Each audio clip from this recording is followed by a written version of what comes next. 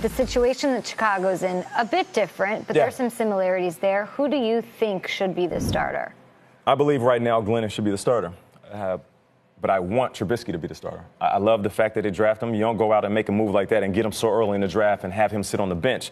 But you don't flush away the money you put in free agent getting Mike Glennon. So for me, if he hasn't completely lost the job, then you go ahead and give him the opportunity to do that. Now, if over the next couple weeks with practice, like Peter Schrager always talks about, and then the last preseason game, if Mike Glennon doesn't play well or he drops the ball, figuratively speaking, then you go ahead and give Trubisky a shot to be your number one quarterback. Think we'll see Trubisky this year?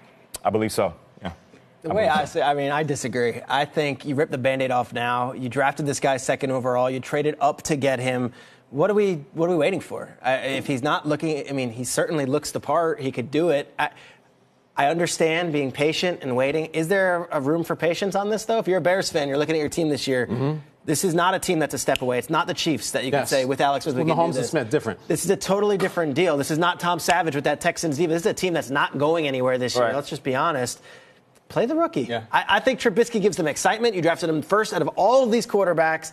And Mike Glennon's contract, the way it's built, you can get out of this after 1 year, and don't worry about the money spent. It's water under the bridge. Don't worry about the money. It's the NFL, Peter. Brock Osweiler's making $16 million this year. Yeah, the Browns. And they tried to hand him that job in Cleveland, and he lost the job. Yeah. Glennon hasn't lost the job. Now, he's had a preseason game where he hasn't looked spectacular, but Trubisky hasn't went out there and just won the job outright. No, he hasn't. Wouldn't like to see them be beholden to that money, though. I'm looking at these rookies. Cam, Jameis, right out the gates, they start. And we can go through all the stats and the passing numbers.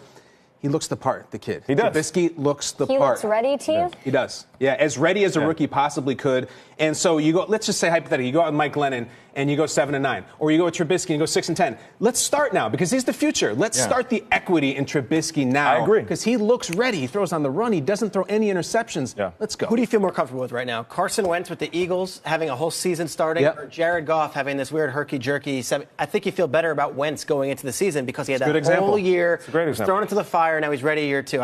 Just throw him in the fire. Listen, we're all in agreement. We all feel like Trubisky should be that guy. I'm just telling you how they look at it from a team perspective. When you give this much money to a free agent and you bring him in, you're literally flushing that money down the drain saying, let's start the rook. That's why they're caught in catch-22. That's their fault. It's not ours.